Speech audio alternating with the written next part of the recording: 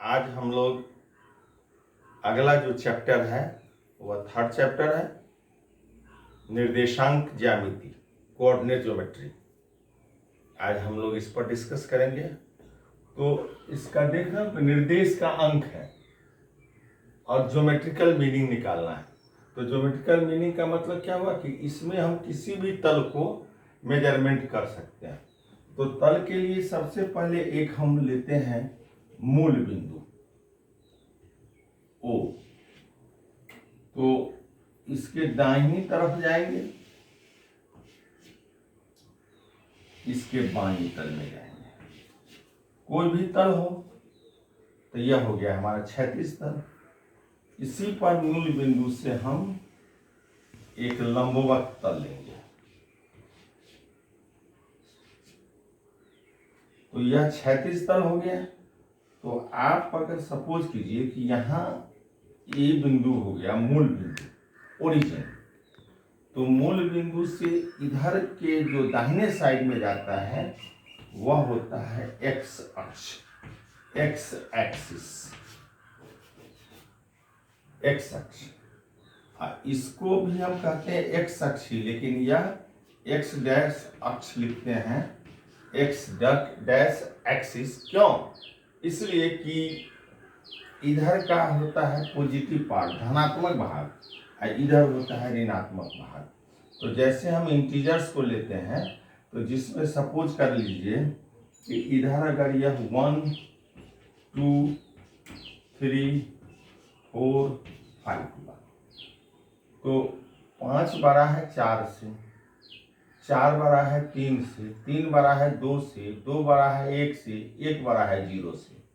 तो 0 भी कोई ऐसा अंक होगा जिससे बड़ा होगा तो वो हो जाता है निगेटिव अंक, माइनस 1। इससे और छोटा -2, इससे और छोटा -3, इससे और छोटा -4, इससे और छोटा -5। हम इसको और इनके इधर जा सकते हैं। दोनों ओर लगा हुआ है रेखा, जो अब जितना एक्सटेंशन करना है उतना हम कर सकते हैं। हर इसके बीच की दूरी इक्वल दूरी है, बराबर दूरी है। और इस विशेषता देखिए, इसके और इसके बीच में छोटे छोटे दहाई अंक हैं 10 के। तो 10 कैसे हैं? माने दहाई कि 0.1, 1/10, 2/10, 3/10, 4/10, 5/10, 6/10, 7/10, 8/10, 9/10 और 10/10। तो कितना हो गया? 1। तो अब उसको डेसिमल में अगर करेंगे तो 0.1, 0.2, 0.3, 0.4, 0.5, 0.6, 0.7, 0.8, 0.9 और 1। ठीक उसी तरह से 1.1 होगा, 1.2, 1.3, 1.4, 1.5, 1.6, 1.7, 1.8, 1.9, 2। फिर इसके बीच में 2.1 से लेके 2.9 तक का अंक इसके बीच में है। जैसे कि ये देख लीजिए, यह सपोज कर लीजिए कि 1 है और यह 2 है, यहाँ बीचों बीच हो गया 1.5, यह हो गया 1.1, 1.2, 1.3, 1.4। इसके लिए जब ग्राफ पेपर आता है, ग्राफ पेपर पर आप बनाएंगे तो आपको एकदम क्लियर लग जाएगा कि उसके अंदर में आपको छोटे छोटे लाइनिंग्स दिए हुए हैं जिससे आप कर लेंगे। अब उसी तरह से हम, तो यह हो गया हमारा क्षैतिज में। अब वर्टिकल में चलिए, क्योंकि किसी भी तल को मापना है। तो अब यहाँ देखिए, जितनी दूरी पर यह है उतनी दूरी पर यह है, उतनी दूरी पर यह है। अब 1 2 3 4 5, यह हुआ y अक्ष, y एक्सिस, यह हुआ y डैश अक्ष, y डैश एक्सिस। अब इसके अंदर में तो जैसे यहाँ से बढ़ा 5/4 से, 4/3 से, 3/2 से, 2/1 से, 1/0 से, यानी यह जो मूल बिंदु है ओरिजिन, जहाँ पर हमको x भी 0 है और y भी 0 है, इसी निर्देशांक को निर्देश को हम जब एक जगह लिखते हैं तो यह बनता है कोऑर्डिनेट नियामक। अब यह 0 0 पॉइंट, तो हमने तो बहुत अच्छा से यहाँ का पॉइंट पकड़ लिया 0 मूल बिंदु का।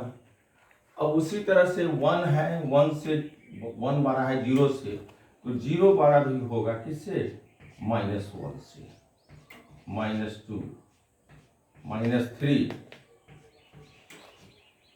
-4, -5। अब हमको x अक्ष लंबवत अक्ष पर भी हमने ले लिया और क्षैतिज अक्ष पर भी हमने निर्देश का पालन कर लिया। यह हमारा 5 तक का लिमिट है, 7 8 9 जहाँ तक आप कर सकते हैं।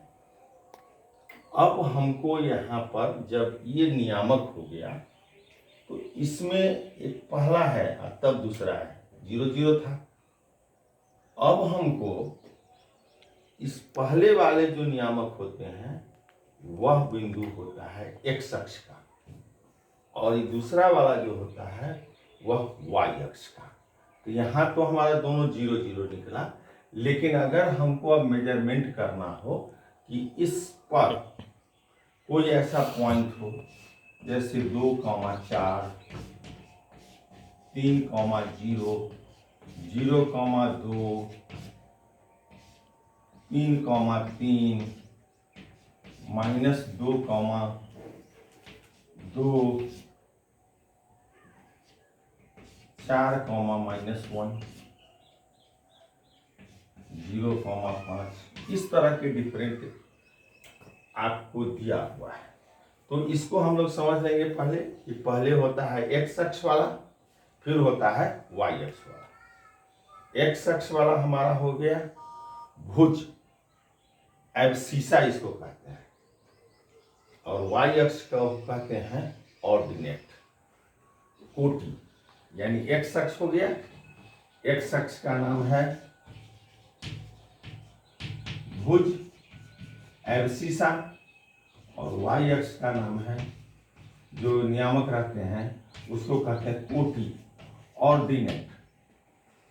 तो हमको अगर क्वेश्चन में ऐसे दिया हुआ है कहे कि इसके भुज और कोटि लिखें, तो इसका भुज हो गया -2, कोटि 4, भुज 3, कोटि 0, भुज 0, कोटि 2, भुज 3, कोटि 3, भुज -2, कोटि 2, भुज 4, कोटि -1, भुज 0, कोटि 5।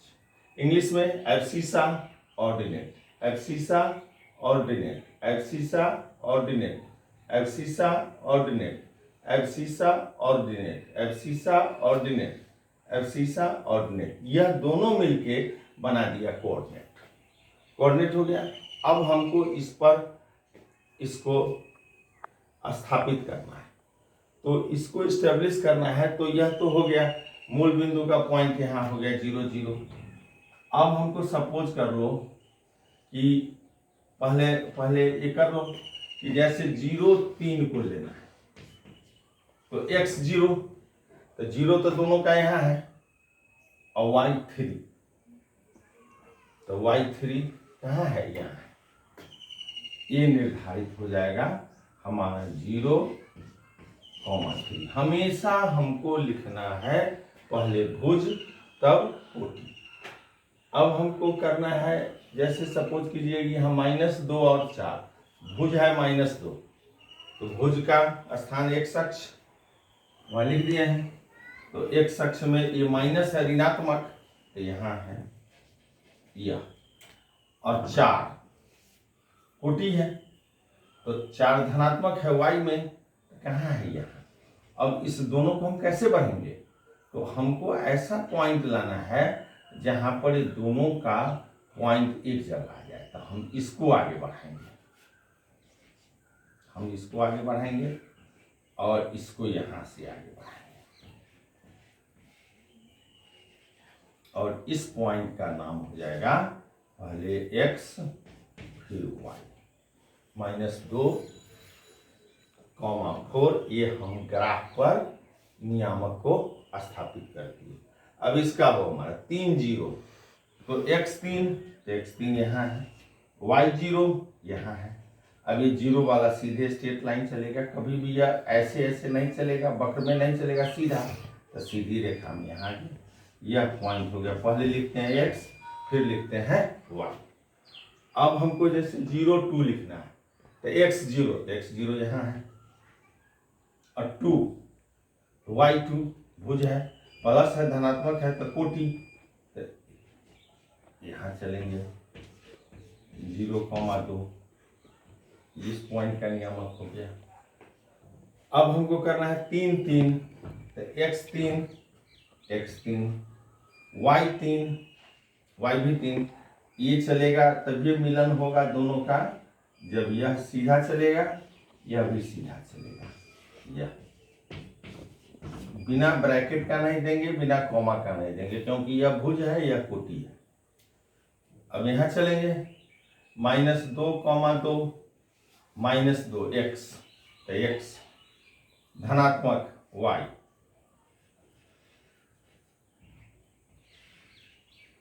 यह पॉइंट हो गया -2 x और y।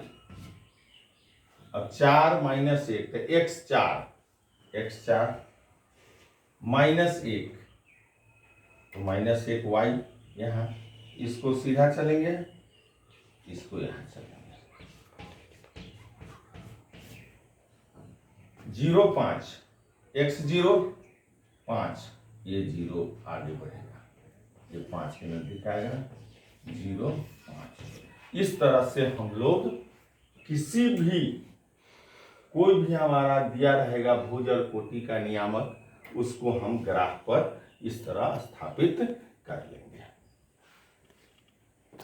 तो हम लोग इसको आकृति पर आपको बहुत जल्दी नियामक को प्लेस करना सिखा दिए, लेकिन अब हमको कुछ और आपको बताते हैं कि जिसके आधार पर हमने आपको किया है कि यह x धनात्मक, यह x ऋणात्मक, यह y धनात्मक, यह y ऋणात्मक।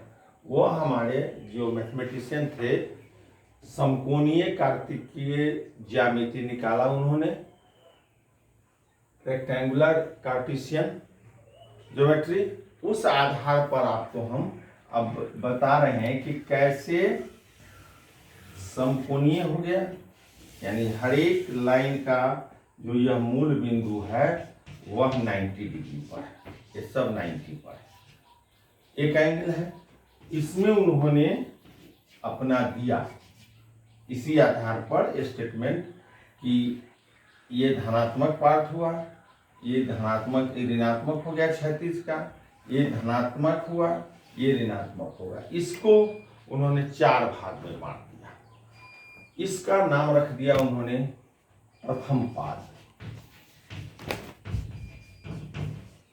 इसका नाम उन्होंने रख दिया द्वितीय पाद, इसका नाम उन्होंने रख दिया तृतीय पाद, इसका नाम उन्होंने रख दिया चतुर्थ पाद। यानी फर्स्ट क्वाड्रेंट, प्रथम पाद first quadrant, second quadrant, third quadrant, fourth quadrant, 4 quadrant में उन्होंने बांट दिया। अब हमको इसके चिन्ह, तो हमने देख लिया कि यह भी धनात्मक, यह भी धनात्मक, यानी प्रथम पाद में दोनों होता है प्लस। कहीं भी आपको यू हैव टू चूज कि अगर आपको यह चूज करना है कि बताइए कि कौन सा पाद में है, तो प्रथम पाद में कोई भी दोनों x और y यानी भुज और कोटि, एब्सिसा एंड ऑर्डिनेट्स, दोनों पॉजिटिव होगा, दोनों धनात्मक होगा। तो प्रथम पाद में इसमें आप देख रहे हैं कि यह ऋणात्मक है, यह धनात्मक है, यानी आपको पहले लिखते हैं x अक्ष, तो पहले माइनस कॉमा प्लस, यह हो गया। सेकेंड पार्ट में हमारा एक माइनस होता है और एक प्लस होता है। तृतीय पाद में देखिए, ये भी ऋणात्मक, x का ऋणात्मक, यह y का ऋणात्मक, तो दोनों हो गया हमारा माइनस। अब चौथा में यह धनात्मक यानी x अक्ष धनात्मक अंक होता है, y अक्ष ऋणात्मक होता है।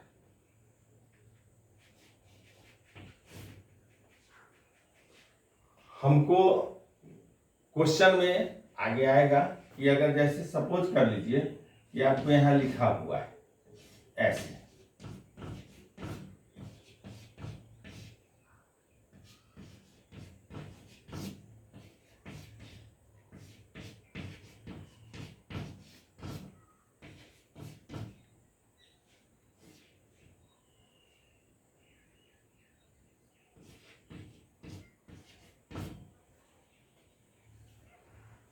आपको बस पूछेगा कि ये जो नियामक है हमारे किस पाद में स्थित है, हम इसी से पकड़ लेंगे। यह भी प्लस, यह भी प्लस, यह भी प्लस, यह भी प्लस, यानी प्रथम पाद के फर्स्ट क्वाड्रेंट, फर्स्ट क्वाड्रेंट में आ गए। अब देखिए यहाँ माइनस यह प्लस, तो यह माइनस यह प्लस इसको बिहेव करता है, यानी यह हो गया हमारा सेकेंड क्वाड्रेंट, द्वितीय पाद, सेकेंड क्वाड्रेंट। थर्ड में -4, -5, यह -4, -5 यानी दोनों माइनस, तो यह हो गया हमारा तृतीय पाद और यह हो गया चतुर्थ पाद।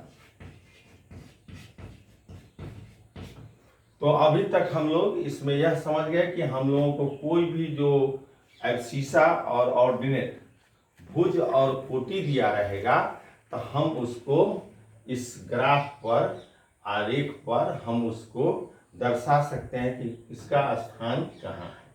दूसरा हम लोग सीख लिए कि कोई भी हमको दिया रहेगा तो इसमें हम पकड़ लेंगे कि हमारा कौन सा प्रथम पाद में है, कौन सा द्वितीय पाद में है, कौन सा तृतीय पाद में है और कौन सा चतुर्थ पाद में है, यह हम लोग जान गए। तो हम लोग इसके बेसिक सब समझ गए।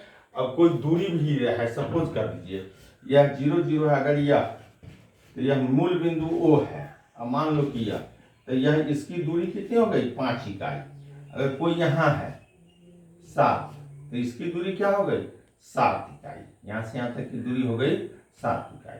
अब यह हो गया -3, तो यह दूरी माइनस इसलिए है कि यह निचला तल में है, अक्ष के y अक्ष के निचले तल में है। चिन्ह परिपाटी के अनुसार यह माइनस है, लेकिन इसकी दूरी भी हो जाएगी 3। अगर इधर है -4 है तो चिन्ह परिपाटी में यह माइनस हो गया, लेकिन इसकी दूरी यहाँ से यहाँ तक की दूरी हो गई 4 इकाई। तो यह दूरी भी मापने के तरीका है। अगर हमको अब बीच में कहीं रहेगा तो उस तरह से हम करेंगे। तो हमको अब इसके अंदर में हम लोग किताब से पर चलेंगे अब और किताब से समझेंगे। तो बच्चों निकालिए यहाँ से आप सीधा साधित प्रश्न है, यह रिक्त स्थान है, जो भी दिए हैं x अक्ष क्या है, y अक्ष क्या है, मूल बिंदु, चतुर्थांश, चतुर्थांश एक नया शब्द, एक जो क्वाड्रेंट हमारा है इसको चतुर्थांश कहते हैं। पूरे का चौथा भाग, ये भी पूरे का चौथा भाग, इसी को प्रथम पाद, प्रथम चतुर्थांश, द्वितीय चतुर्थांश, तृतीय चतुर्थांश, चतुर्थ चतुर्थांश। इंग्लिश में first quadrant, second quadrant, third quadrant, fourth quadrant. तो यह आपको रिक्त स्थान है। अब यहाँ देखिए दो आपको आकृति दिया हुआ है, दी गई आकृति को देखकर निम्न कथन को पूरा करें। अब पॉइंट बी कहाँ पर है, तो बी देखिए आपका -5 और 2। इसका जब हमको नियतांक लिखना होगा तो हम लिखेंगे -5, 2।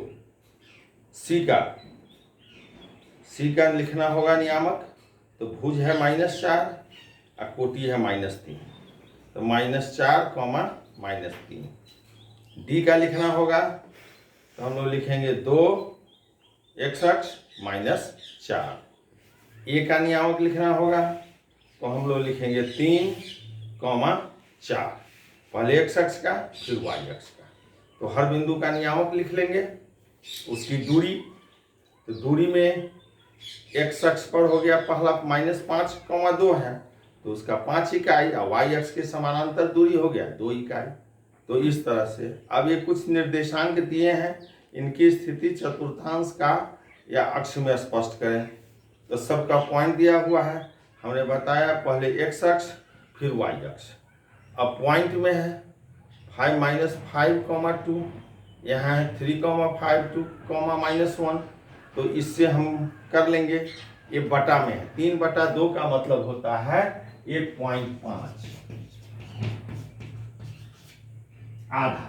तो कहीं भी अगर 1 यहाँ है आपका और 2 यहाँ है, सपोज कर लीजिए, तो यह बीचों बीच होगा, उस पॉइंट को हम कहेंगे 1.5, कहीं बीचों बीच यह होगा। अब यहाँ देखिए चौथा में दिया हुआ है कि निम्न मान युग्मों से प्राप्त बिंदुओं को तल पर आखिरी। तो एक पहले नियामक बना लेंगे, x 2 y 3, तो 2, 3, 3, -2, 4, -5, -3, -2, 0, 1, 2.5, 0, और इसको दर्शा देंगे। इसी आधार पर यहाँ आपका दिया हुआ है, तो इस सब को दर्शाना है। हम एक आकृति को दर्शा देते हैं, आपको समझा देते हैं। जैसे यह 3, यह तो पहला और दूसरा तो रिक्त स्थान है, इसको आप देख लीजिएगा।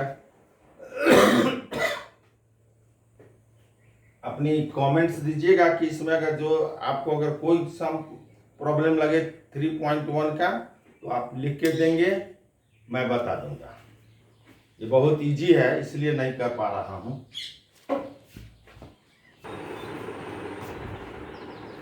देखिए क्वेश्चन 3.1 का यह हमारा दिया हुआ है क्वेश्चन।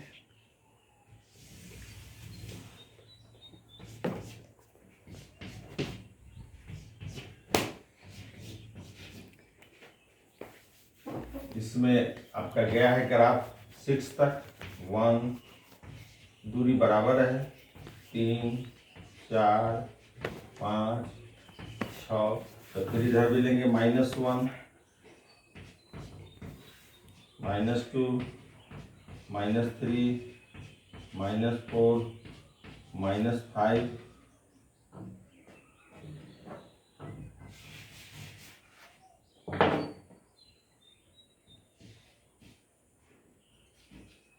-6। ये इसका भी गया है वहीं तक। ये सारा दूरी इक्वल होना चाहिए। ग्राफ पेपर आप खरीद लेंगे, उससे आपको चलेगा।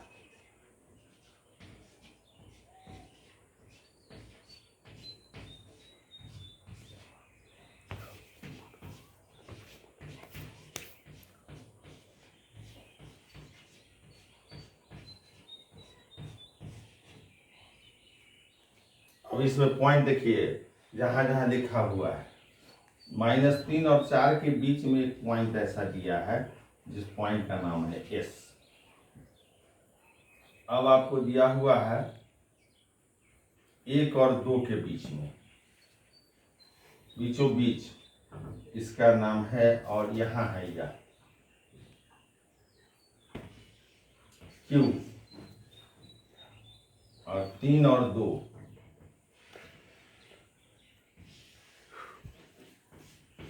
इसका नाम है P। आपको -1 और -2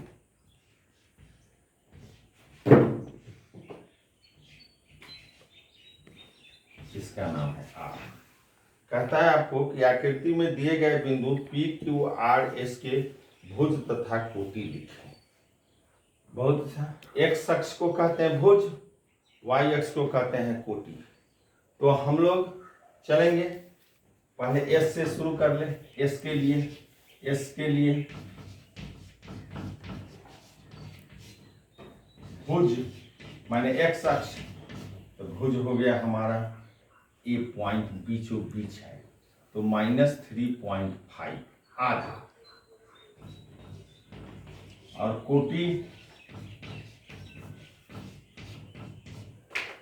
अब हम लोग भुज कर लिए तो इसका कोटि खोजेंगे।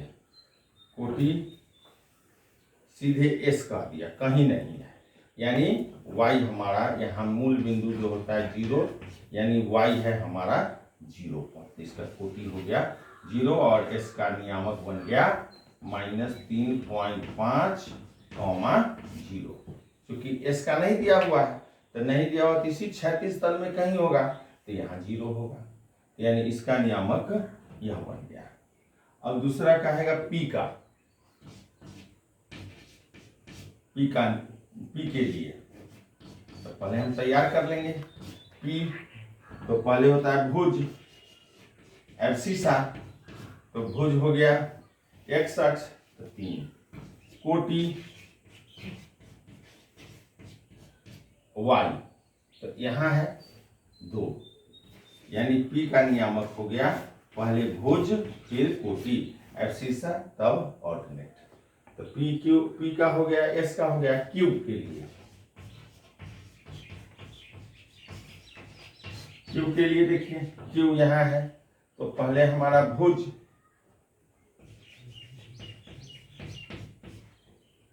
हो गया, यह x अक्ष पर देखिए 1 और 2 के बीचों बीच है, यानी आधा 1.5, और कोटि 1 पर है। इसका q का नियामक बन गया 1.5, पहले भुज फिर कोटि। अब हो गया हमारा r के लिए,